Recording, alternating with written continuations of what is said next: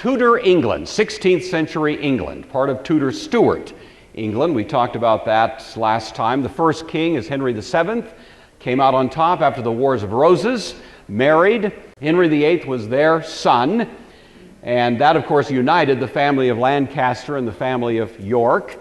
And Henry then, nevertheless, carried on a fairly embattled kind of career because there were a lot of folks who would like to have successfully removed him, questioning his legitimacy, but he nevertheless was able to survive. But the one thing he really needed to do to secure his position was have a male heir to the throne, and that, of course, gave rise to the whole drama we talked about last time involving Catherine of Aragon, Anne Boleyn, etc.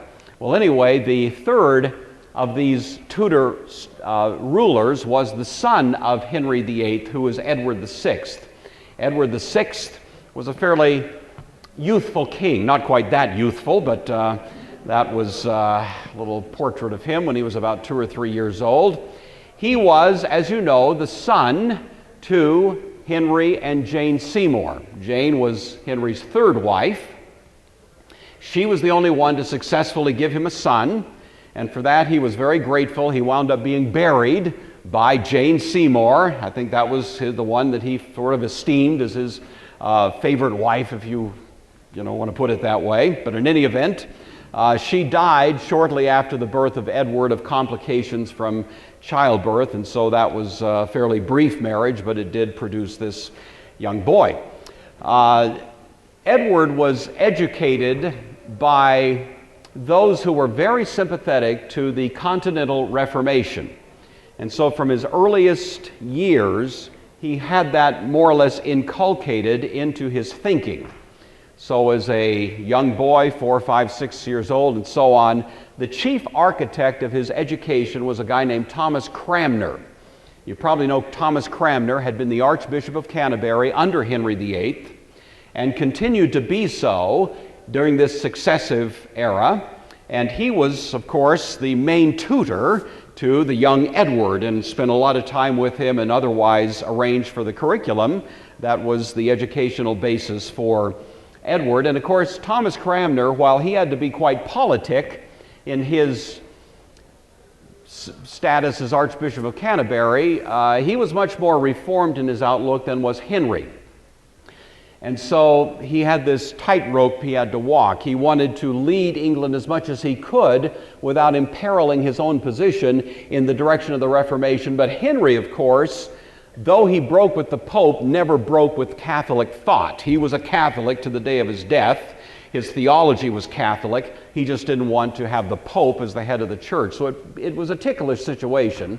But Thomas Cranmer used the opportunity to more or less invest in this successor to Henry, thinking that this might facilitate better direction for England at a later time. When Edward was 6 years old, he was betrothed to the 1-year-old Mary, Queen of Scots. It was a lovely romance, And Henry, this was when Henry was still alive, of course, he was hoping to undo this split between Scotland and England that went clear back to William Wallace. And every English king since had hoped somehow to pull those two kingdoms together. It didn't really happen till the Act of Unity in 1707, but there had been multiple attempts, and this was Henry's shot at attempting to accomplish that. And so this betrothal was arranged by some of the upper echelons of the Scottish nobility, but when the Scottish people got wind of it, they were not pleased. And so the arrangement was cut off. And Henry was so upset that his last military campaign was against Scotland. And it came to be called in history the War of Rough Wooing. Because he was trying to get the young Mary, Queen of Scots, back into this betrothed relationship to the young Edward, but of course it didn't work out that way. So anyway, Henry died in 1547, and that brings 10-year-old Edward to the throne. He was coronated on February 20th, 1547. The preacher at his coronation service was Thomas Cranmer himself. His sermon was based on the story of Josiah, who you may know was the young king, 8 years old, who became the ruler of Judah on the death of his father, Amon, who was the son of Manasseh, who had been the worst king in Judah's history. Manasseh's 50-year reign had been just a horrific and abominable display of disregarding the law of God. Manasseh eventually repented, but nevertheless the damage was done. Amon was assassinated shortly after he became king, and the young Josiah, 8 years old, took the throne and became known in history as one of the greatest reforming kings in the history of Judah. And Thomas Cranmer thought he was the perfect paradigm for thinking about Edward, because we're also in a time of reform, and we have a young king for whom the prospects are bright. And the hope that was spelled out by Thomas Cranmer at this point was that this second Josiah would be able to continue leading England in the direction of a much more full and robust expression of reform as reflected in the Reformation. So that was basically his text.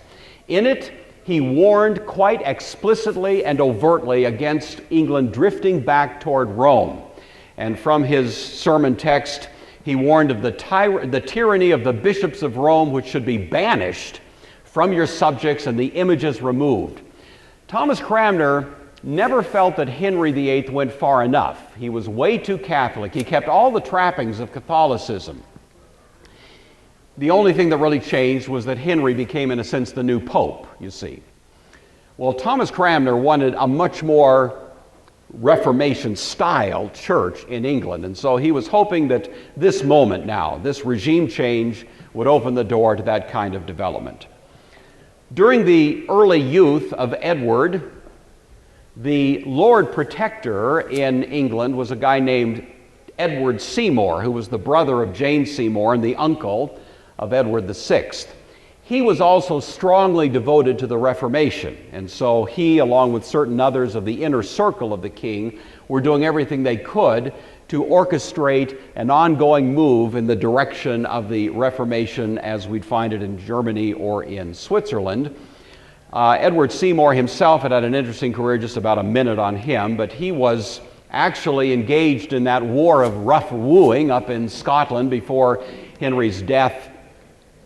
Then he was appointed by the Privy Council to be the Lord Protector, and the only problem he had was he was more of a warrior than a politician, and he made a few missteps along the way, kind of overreaching, trying to achieve too much too fast, and that did get him into some difficulty. And so, as it turns out, only 3 years into his career as the sort of protector, fiduciary, if you will, of the English government, he was sacked by the Privy Council, and so he kind of went off and did some other things. But nevertheless, the strong reforming efforts continued, largely orchestrated by Thomas Cranmer. Probably the high point of this whole era was when John Knox came to town. John Knox, you know, is the founder of the Presbyterian Church. We like John Knox. He established the Presbyterian Church in Scotland. He had a tumultuous career, high adventure, and I'm going to deal with him separately because he deserves his own, discussion. But a little cameo appearance by John Knox. He shows up in England at this point. He's been more or less exiled now for a time from Scotland. He's still not free to return to Scotland. Things are too complicated there. But he comes to England, and he's immediately installed as the court preacher. And so for about a year, our own beloved John Knox was the court preacher under Edward VI in England and preached absolutely powerful sermons defending the Protestant Reformation and calling for a much more thorough and profound kind of shift in the worship of the English church in the direction of the Reformation. So he's there for about a year. Unfortunately, the young Edward was never in good health, and he died in 1553 when he was only about 16 years old. And that, of course, did put things into a rather complicated state. Edward had actually appointed Lady Jane Grey to succeed him. If you were here a few weeks ago, you recall Lady Jane Grey is the granddaughter of the younger sister of Henry VIII, whose name was Mary. This was the Mary that was married to the French king, Louis XII. He died. Nobody knows quite why. And then Mary married her true love, the Duke of Suffolk. They had children. A grandchild was Lady Jane Grey. Lady Jane Grey was a strong supporter of the Protestant Reformation. She was on the same page with all of these people who were part of Edward's inner circle. So he named her as the successor queen. He died only a few days later of tuberculosis. However, Jane Grey met with almost universal resistance at the popular level in England. There's probably a couple of reasons for this. One is that Edward himself was so young, it was doubted by the English people whether he had the authority to change the line of succession. Lady Jane Grey was not well known and was not necessarily well respected, but the people did have a strong inclination to continue what had been put in place by Henry VIII, which was a different line of succession, namely that Edward, should he die early, would be succeeded by Mary Tudor. And so Mary had, this is Lady Jane Grey, by the way, Mary had a strong support among the English people, and as it turns out, just 9 days into her de facto rule in England, she is replaced by Mary Tudor. So when you read the list of monarchs of England, you'll never see Lady Jane Grey, at least, a normal list, but she was the queen, at least technically, there for a few days. The first thing that Mary Tudor did was execute Jane Grey. She didn't want anybody competing with her position for the throne, and that brings, of course, Mary Tudor, famous, infamous, complicated, and troubled, to the throne. And I'd like to do a little bit of just a discussion of where she came from and how she turned out to be quite the way she was. She was born, as you know, 1516, to Henry VIII and Catherine of Aragon, Henry's first wife, Spanish nobility, daughter, the youngest child of Isabella and Ferdinand. Strong Catholic, as was Henry at the time. Henry and Catherine had 8 kids. 7 died. 1 survived, and it was Mary Tudor. That in itself would have some effect, I would think, on your psychology as a child growing up under that understanding. But anyway, she was born in 1516. By all accounts, as a child, she was precocious. She was beloved by everybody in the court. She kind of had the run of the place. She was happy and bright and just a wonderful little sort of ray of sunshine there in the court of Henry VIII. And so it seems on the face of it she would have been going in a very healthy and good direction. But as you know, as time went on, Henry became increasingly upset with his wife Catherine because they had not had any male children, hadn't really had any children at all except for Mary. And Henry began to distance himself from Catherine. And Mary Tudor, the daughter, was almost completely aligned with her mother in that. You know how, kids go through trauma anyway when parents split up. So all of that's going on.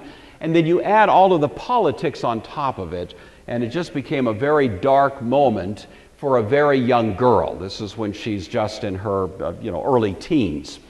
And so she goes into a time of dark emotional distress over this split that's taking place between Henry and Catherine. Mary is actually removed from the line of succession on the birth of Elizabeth. Elizabeth was, of course, born to Anne Boleyn, the second wife of Henry. And having had Elizabeth now, which Henry deeply wanted the English people to see as his legitimate wife, he almost had to be consistent, remove Mary, because his view of the things was that Catherine was not his legitimate wife, you see. He wanted to have that marriage annulled. And so Mary is kind of out in the cold now. So not only has she gone through the trauma of the split between her father and her mother, but now she's also had insult added to injury because she's been removed, more or less made illegitimate, at least at this moment. And so that was quite a significant negative impact on her as well.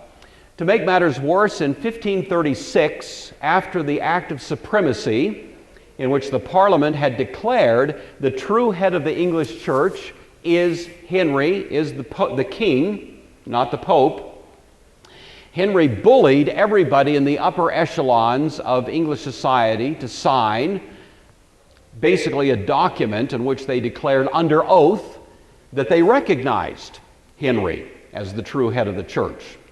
This was what got Thomas More executed. He, in his principled view of things, would not sign that document.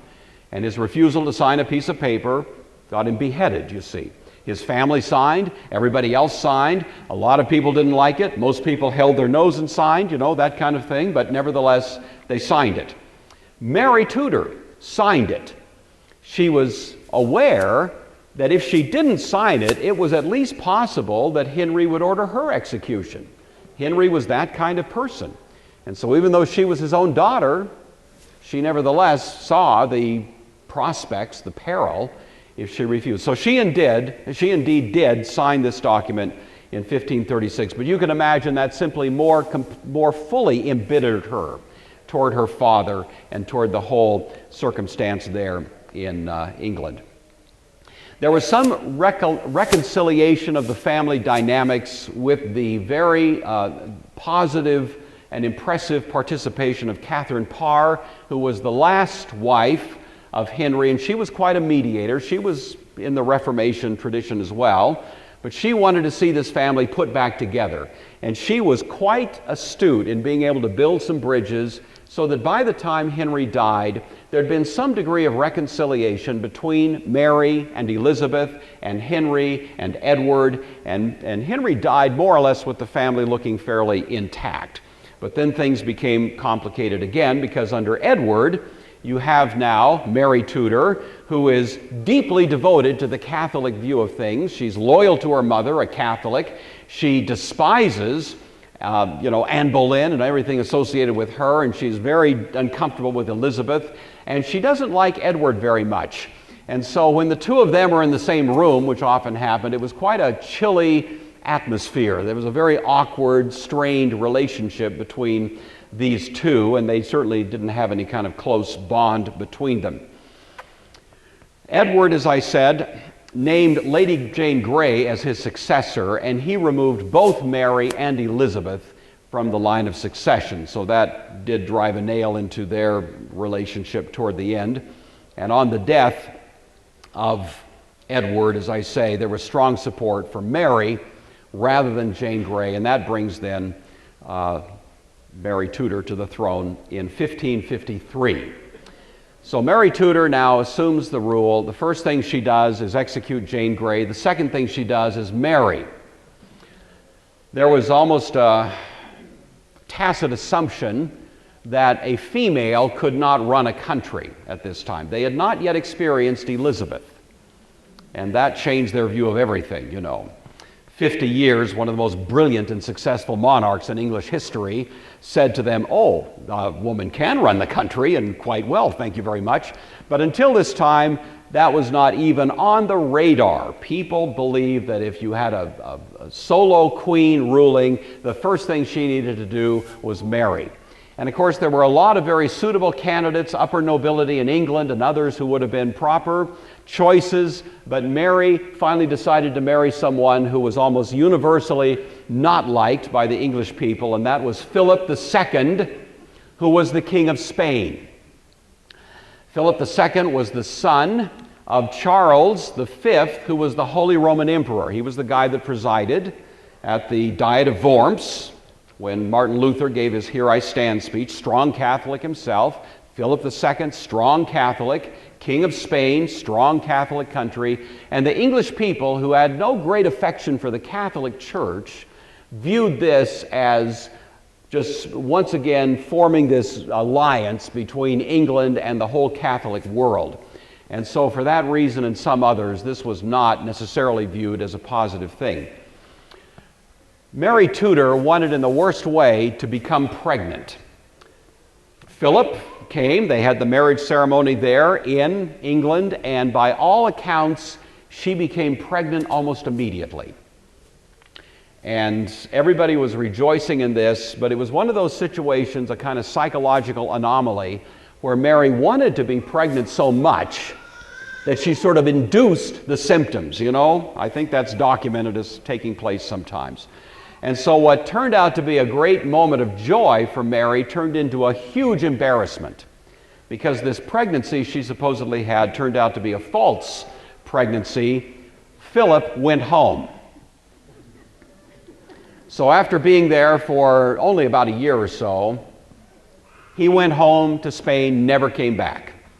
So Mary Tudor is married to an AWOL husband and no successor to the throne. What to do? The one thing she wants to do more than anything else is to do everything in her power to bring England back into the arms of the Pope. Many reasons for this, of course: loyalty to her mother, loyalty to the Catholic Church, her own kind of dark disposition by this time put her in a situation of just wanting to do this and really being susceptible to pressure from the politicians who surrounded her, who gave her all kinds of justifications for launching what it turned out to be a fairly ferocious attack on Protestant-type folks in England. There were 283 people for whom there's good solid documentation, men, women, and children, most of whom were burned at the stake under Mary Tudor. There were certainly others, but the documentation is less secure, and so what I'm saying to you here is this would be the bare minimum that would certainly be the correct number, but there's certainly more than this. It's just we don't have quite such good documentation. Most of the stories of these people are documented for us in Fox's Book of Martyrs. If you've ever taken a look at that, John Fox, of course, wrote this in a very, very important kind of classic work on this era and also other martyrs that had gone before. So this, of course, is what earned her the epithet Bloody Mary. And each of these people, by the way, was an individual with their own story, some of whom we are familiar with, some of whom we aren't. But the most famous were three guys who were known as the Oxford Martyrs. And so these are three fellows that I'd like to just comment on briefly here. Get my watch in front of me. The Oxford Martyrs. These are scholars who were associated with Oxford University and were some of the most famous of those who were executed under Mary Tudor. The first of these was a fellow named Hugh Latimer. The second was Nicholas Ridley. And the third was our friend Thomas Cranmer, the Archbishop of Canterbury. So taken together, these were probably the three most famous executions that took place under Mary. All three were arrested almost immediately after Mary became queen in 1553. They were imprisoned and held for months, actually over a year, in the darkest dungeon of the Tower of London. Some of the accommodations in the Tower of London were better than others, but this was like the rat-infested bottom hold, of the Tower of London. They were put there in the hopes that they would break, that these guys who were so famous and in many ways so respected by the English people, it was hoped that they would recant. And that, of course, would be a great, strong selling point for those who wanted to maneuver England back toward Roman Catholic authority. Well, none of these guys broke, but nevertheless, there was a lot of attempt to do so. Their books were banned, along with the books and writings of others connected with the Reformation, including Luther, Tyndale, Calvin. All of these were banned, and England went very much into a time of radical censure of literature and so on. Of course, a lot of it was out there. It wasn't necessarily found and so on, but nevertheless, that was the spirit of the time. All right, Hugh Latimer. Hugh Latimer in 1522 was a university preacher and chaplain. He was a critic of the Reformation. This is 1522. Remember, the Diet of Worms was 1521. Latimer was aware of Luther. He was strongly critical of him. In 1524, he came across some of Luther's early writings. He was thinking that he could see, as he read the writings of this heretic, that he would be able to recognize where Luther was off base and use that as a basis for pointing out to the English people why they should disregard Luther's thought. As Latimer read Luther, he found himself moved by the power of Luther's reasoning and by the cogency of his insight into the condition of the church. And sometime around 1524, Hugh Latimer became, sort of in the privacy of his conscience, devoted to this Reformation cause. It was a complicated recognition on his part because, of course, he's under Henry VIII, who is still very much Roman Catholic. But nevertheless, he begins preaching. He is already a preacher. His preaching begins to betray a certain degree of sympathy to the Lutheran cause, so much so that Cardinal Wolsey, who we've talked about before, warned him in 1528, Hugh Latimer, you are getting on very thin ice here. You better just watch your theological P's and Q's, you know. Well, that was a warning to be taken seriously, except that's about the time Cardinal Wolsey himself was getting in trouble for his inability to achieve an annulment or a divorce between Henry and Catherine. And so in the next several tumultuous years, Henry broke from the Pope and established the independent Church of England, all of which was strongly supported by Hugh Latimer. And so Henry VIII liked Hugh and made him the Bishop of Worcester. Hugh Latimer, grabbing that opportunity, sort of pulled out the cork and began preaching much more vigorously, much more openly in favor of the Reformation. Henry didn't like that so much.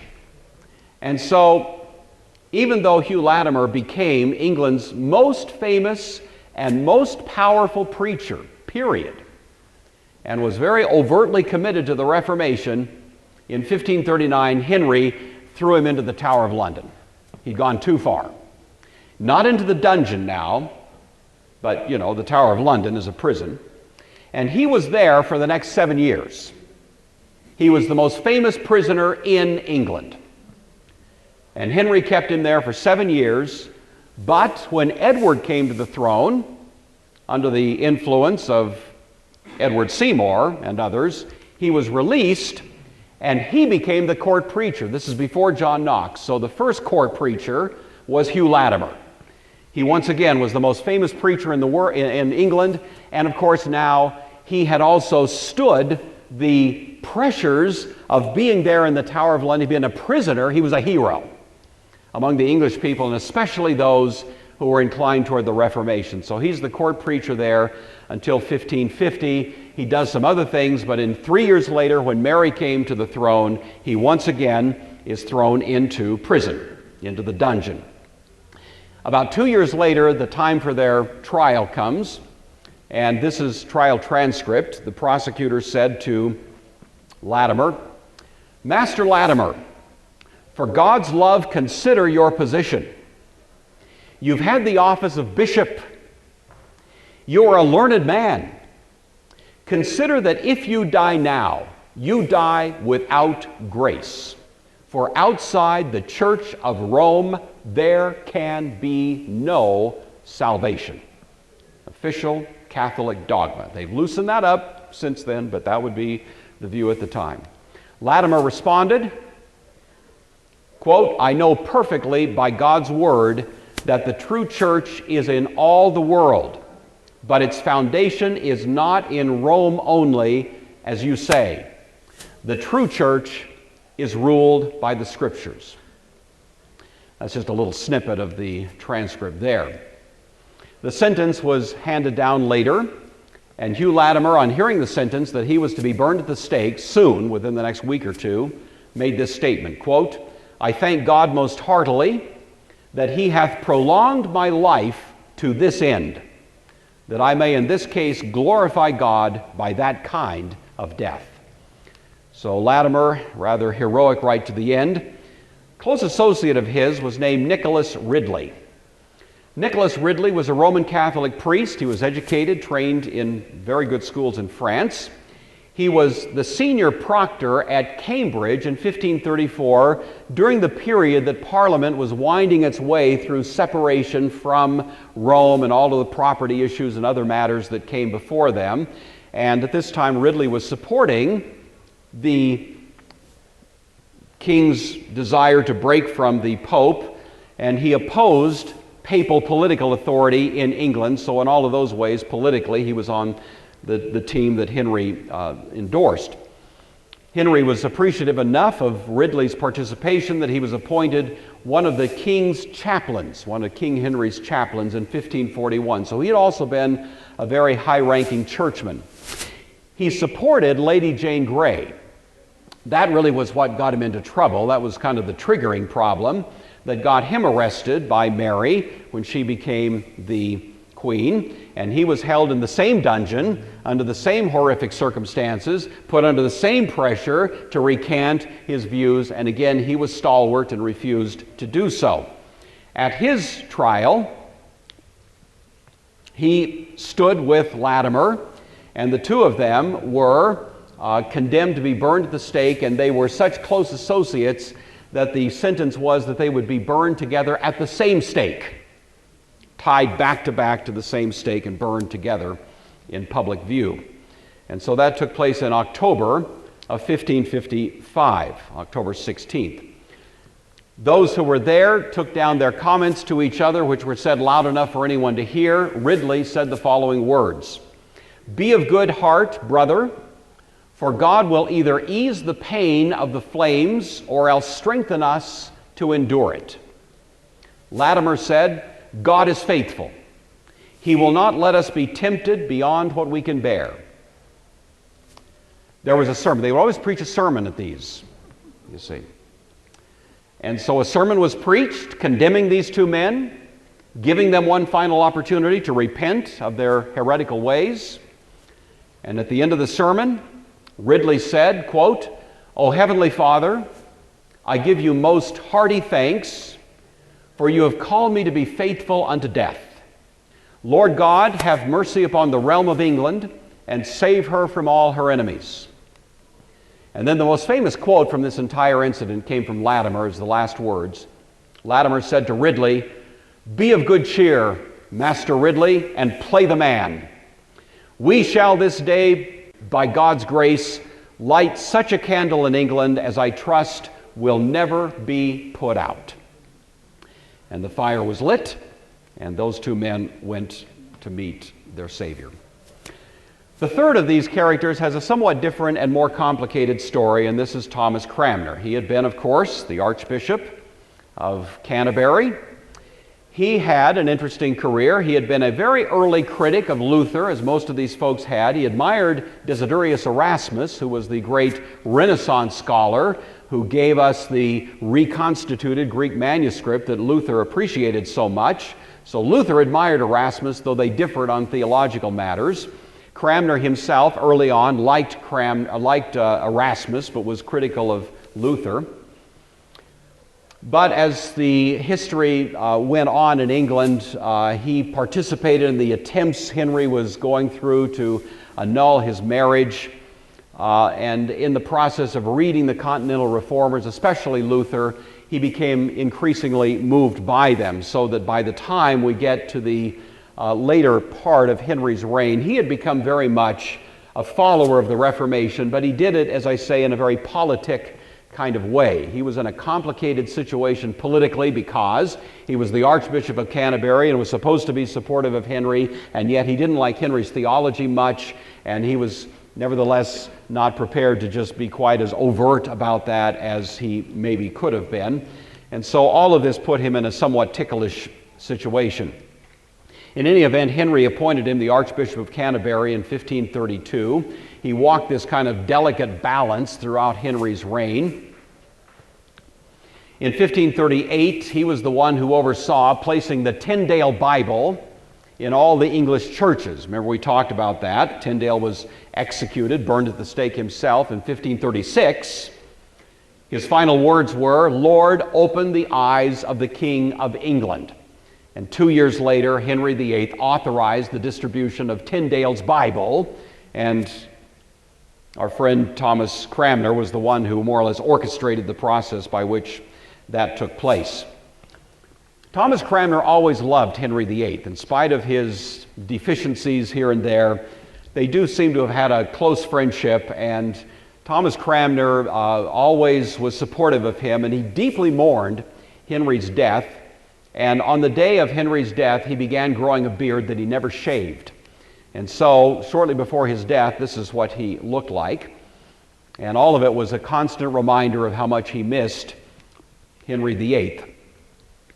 Under Edward, of course, he was responsible for considerable reforms, for moving England toward the Reformation, and he did everything within his power to facilitate that process, and he had considerable power as the Archbishop of Canterbury.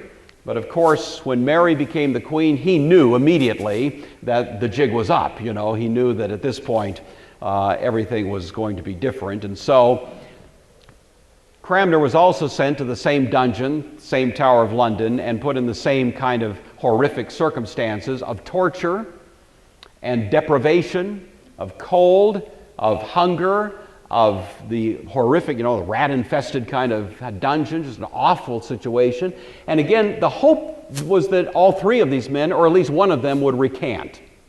Thomas Cranmer at this time remained absolutely firm. He didn't budge, and they couldn't get any mileage with him as much as they tried. So he was tortured and abused for months on end. Nothing happened. And then they changed their tactics. And they tried killing him with kindness.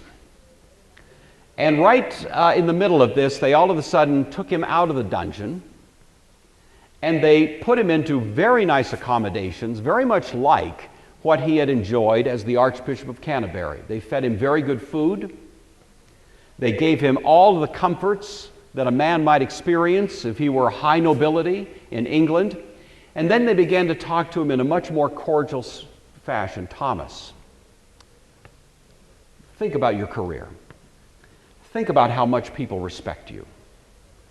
Do you really want to maintain this course of action? Think about it. And they just kind of worked. They were master psychologists, and Thomas began to crack. It wasn't torture that got to him. It was just that kind of flattering approach, so that little by little, they actually succeeded in changing his mind. He finally agreed to sign a confession, which reads as follows: I, Thomas Cranmer, the late Bishop of Canterbury, do renounce all heresies and errors not in agreement with the Church of Rome.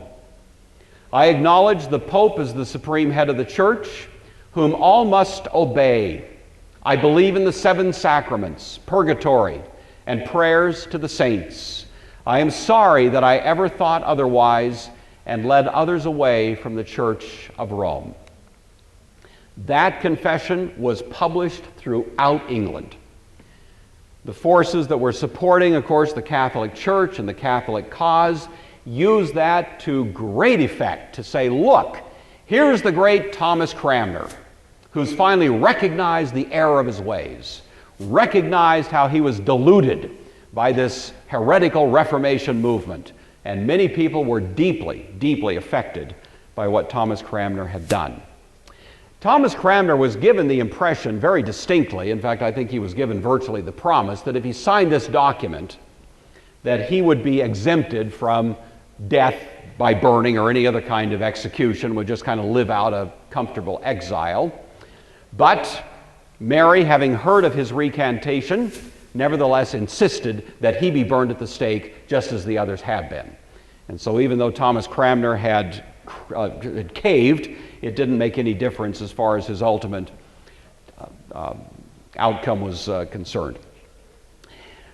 On the day of his execution, he was given an opportunity to condemn the Reformation, which was what he was expected to do. There was a great sermon that was preached. Exhibit A was Thomas Cranmer, this man who had now recognized the error of his ways, who was still going to be put to death, but nevertheless, we should all take a lesson. This very powerful oration was given. And then Thomas Cranmer was given an opportunity to address the crowd before he was going to be executed. His words were in part these. The first thing he said was this. It was a prayer, but it was audible. Quote, "O Father, have mercy on me, most miserable sinner.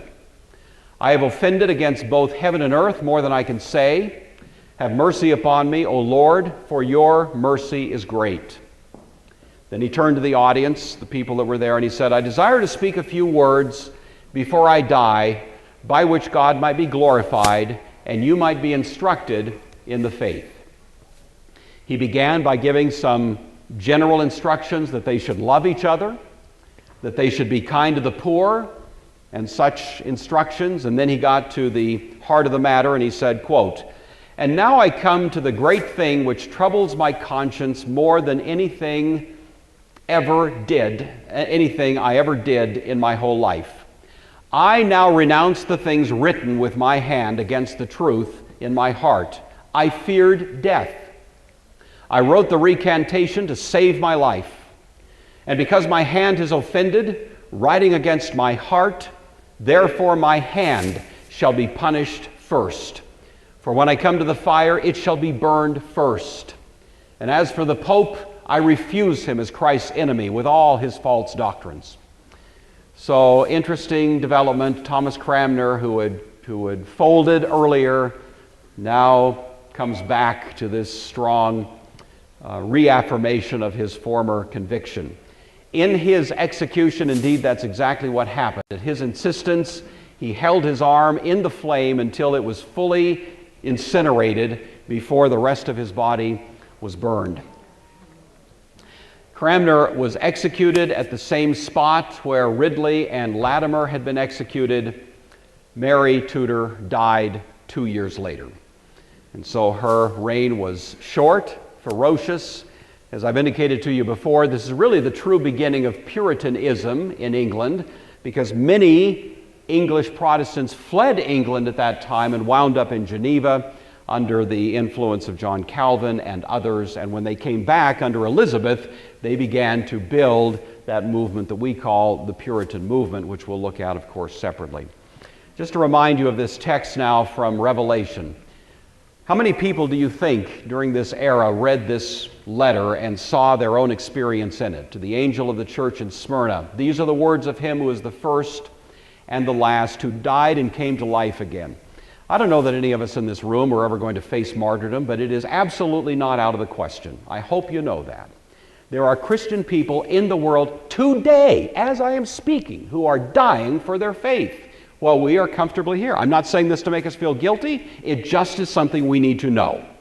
It is the reality of the birth and growth of the Christian movement in history that people pay for their faith with their lives.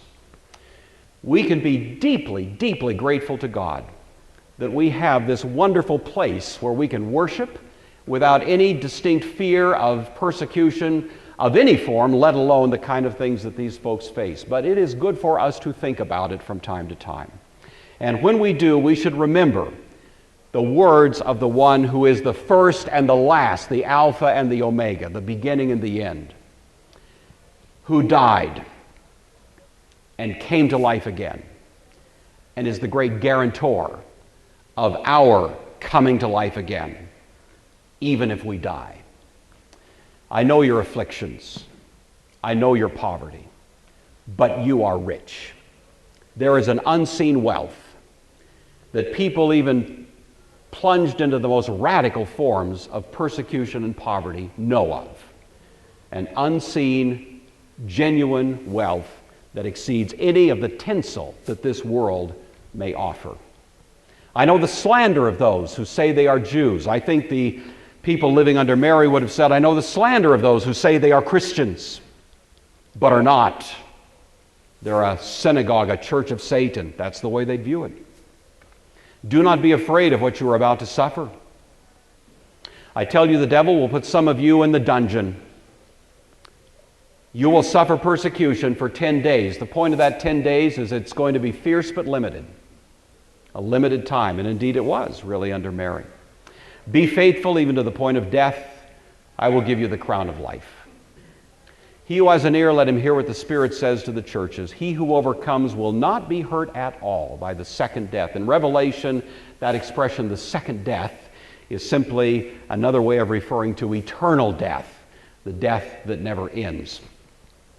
The Bible means a lot to all of us. Sometimes it means more to us when we're in the thick of horrific circumstances, you know. Sometimes it makes certain texts take on a new and significant meaning for us. But I hope for all of us we can appreciate that what God was doing with great individuals through history, some of whom we know, many of whom, most of whom we don't know, will be a great encouragement to us as well.